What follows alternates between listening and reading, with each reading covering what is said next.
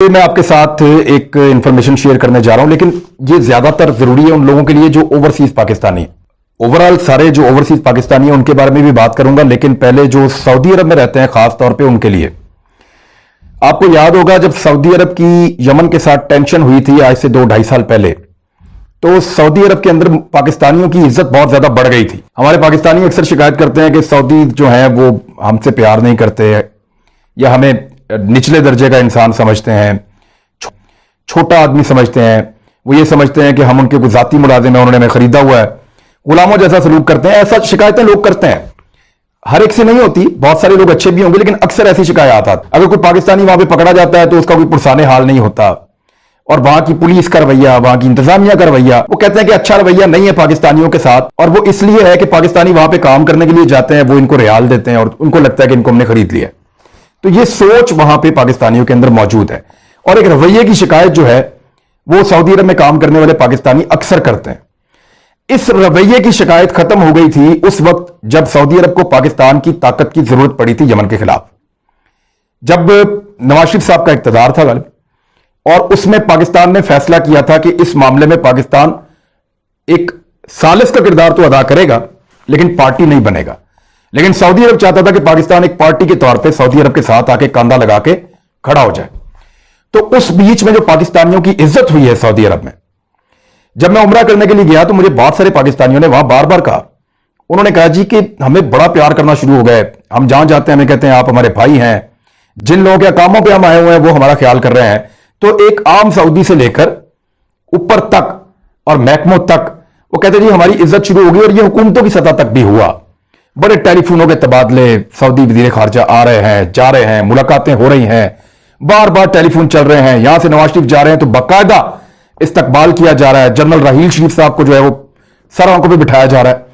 तो ये सिचुएशन उस वक्त थी, ये मैं बात कर रहा हूं तब जब यमन के साथ टेंशन हुई सऊदी अरब की, और पाकिस्तानियों को बहुत ज्यादा उसका इज्जत के मामले में और दीगर मामलात में फायदा हुआ। लेकिन जब वो टेंशन खत्म हो गई और मामलात नॉर्मलाइज हुए और एक इस्लामिक फौज भी बनाई गई जिसमें जनरल राहील शरीफ साहब जो हैं वो उसमें उसको कमांड किया जाके जनरल साहब ने, तो उसके बाद दोबारा से वही शिकायत शुरू हो गई पाकिस्तानियों को। इमरान खान साहब ने सऊदी शहजादे को कहा कि आप मोहम्मद बिन सलमान को कि जी आप मेरे पाकिस्तानी वहां पे कैद हैं, उनकी रिहाई करवा दें। अब वहां बादशाहत है, उन्होंने वो करवा दी, उनकी मेहरबानी, उनके एक हुक्म पे हो जाता है। लेकिन उससे पहले वो पाकिस्तानी बड़े बड़े लंबे अरसे से वहां जेलों में पड़े हुए थे और उनको पूछने वाला कोई नहीं था, क्योंकि वहां का सिस्टम ही ऐसा है कि आप तीसरे दर्जे के शहरी हैं, आपका कोई हक ही नहीं है वहां पे। एक चोरी के अंदर, बकरी चोरी में आपको अंदर करेंगे और आपको फिर बाद में आपको निकालने वाला वहां पे कोई नहीं होगा। तो ये पाकिस्तानी इसकी शिकायत करते हैं। वहां काम करना उनकी मजबूरी है, वो बेचारे दियारे गैर से यहां से गए हुए हैं अपने मुल्क के लिए, अपने लोगों के लिए, वहां जाके मेहनत करते हैं, मजदूरी करते हैं, पैसा पाकिस्तान में भेजते हैं। अब आपको याद होगा कि जब इस टेंशन से निकल गया सऊदी अरब, तो पाकिस्तान एक कॉन्फ्रेंस में जा रहा था मलेशिया में, और सऊदी अरब को वो पसंद नहीं आया। तुर्की भी वहां पे था, ईरान भी वहां पे था, दीगर मुल्क भी वहां पे थे।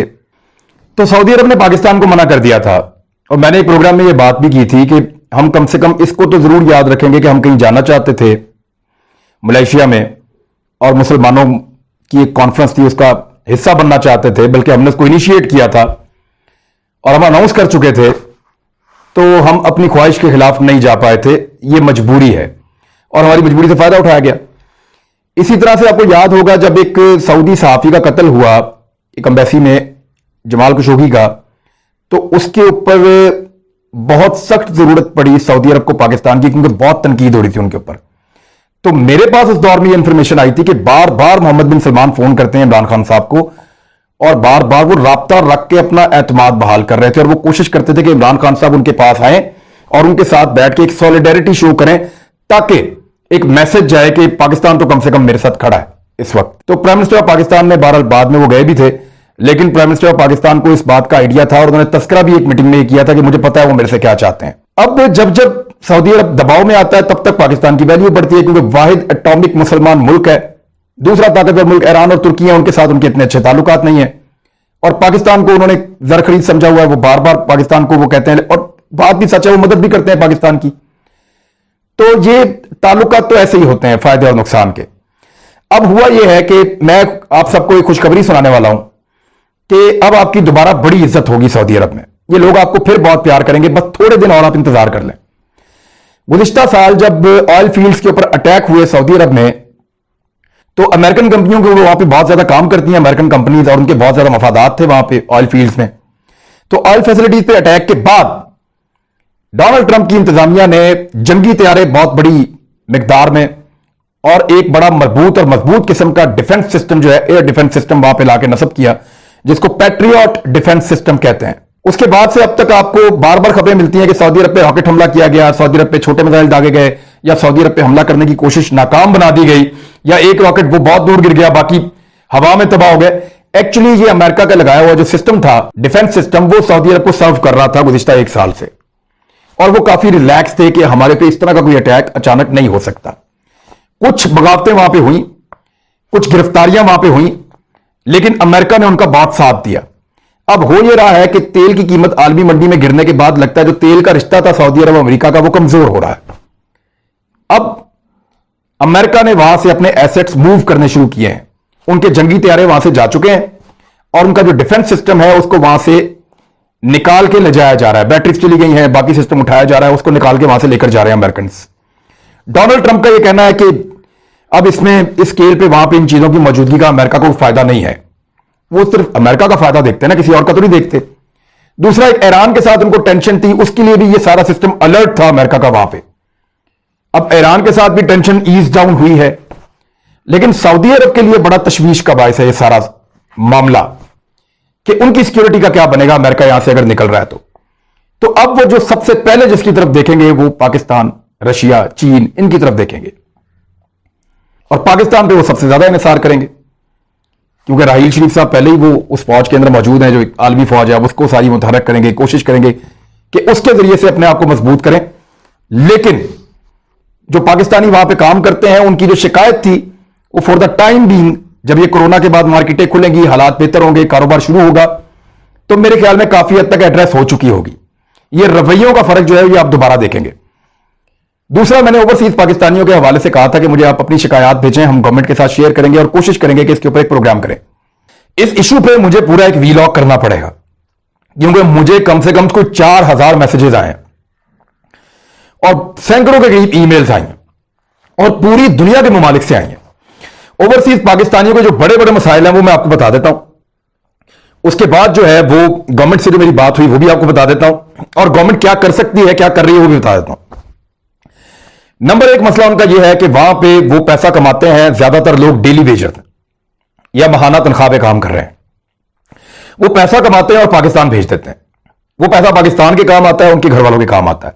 वहां पे उनके पास सेविंग्स नहीं है, अक्सरियत के पास पिछले 1.5-2 माह से 3 माह से काम नहीं है, तो वो बिल्कुल खाली हाथ होकर बैठ गए। अब उनके पास अपने आप को सर्वाइव करने के लिए पैसा मौजूद नहीं है। नंबर 1 मसला। नंबर 2, वहां पे लॉकडाउन की वजह से उनकी मूवमेंट भी रिस्ट्रिक्ट हो गई है और वो फंसे हुए हैं। वो कुछ चीज ला भी नहीं सकते, एक दूसरे की मदद करने के लिए भी वो अवेलेबल नहीं है वहां पे इस वक्त। तीसरा जो मसला है, उनको एम्बेसीज के साथ पेश आ रहा है कि हमारे लिए कोई ऐसा डेस्क, कोई ऐसी चीज मौजूद नहीं है जहां पे हम राब्ते करें और जल्दी जल्दी हमें कोई मदद पहुंचाने की कोशिश की जाए। और एक मसला यह है कि जिस मुल्क में हम मौजूद हैं वहां पे हम पहले दर्जे के शहरी नहीं है, हम प्रायोरिटी नहीं है। ये नहीं अगर कोई अमेरिकन पाकिस्तान में है या इंडिया में है तो उसको पहले राशन पहुंचाने की कोशिश की जाएगी अगर वो फंस गया तो। लेकिन अगर पाकिस्तानी अगर कहीं वहां बाहर मौजूद है और वहां कमाने के लिए गया हुआ है तो वो प्रायोरिटी नहीं है उन लोगों की, वो अपने लोगों को पहले देखते हैं। लिहाजा ये एक बहुत बड़ा मसला है। एक मसला उनको मेडिकल सहूलियात का है कि जब अस्पताल के अंदर लोग पहुंचते हैं तो वो अपने लोगों को इस वक्त फौकियत दे रहे हैं। हमारे शहरियों को जो ओवरसीज वहां पे मौजूद हैं उनको वो ट्रीटमेंट उस तरह से नहीं मिल रहा। कई जगहों से ये शिकायत आई है। एक शिकायत जो आई वो ये आई कि वो ट्रेवल करके लोग पाकिस्तान आना चाहते हैं और फ्लाइट्स बंद हैं या बहुत कम आ रही हैं और वो लोग एयरपोर्टों के ऊपर बैठे हुए हैं। कई लोग जो हैं वो बेचारे कई कई दिनों से वहां बैठे हुए हैं और इंतजार कर रहे हैं। एक एक घर में 10-10 लोग बैठे हुए हैं, इंतजार कर रहे हैं कि किस तरह पाकिस्तान पहुंचे।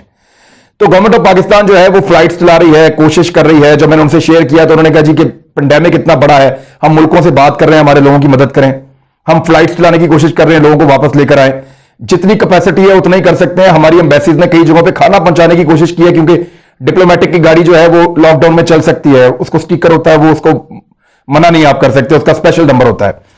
लिहाजा वो कह रहे हैं जितनी हम कर सकते हैं वो कर रहे हैं, लेकिन उन मुल्कों में इतनी बड़ी तादाद में लोग हैं कि पाकिस्तान में संभालना मुश्किल है, तो ओवरसीज को हम कैसे संभालेंगे?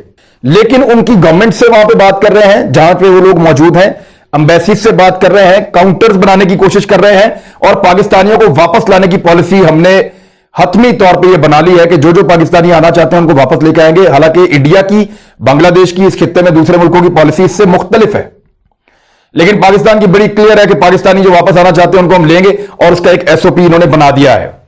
ये एक अच्छी बात है, लेकिन ओवरसीज की मुश्किलात का हमें इदराक तो है।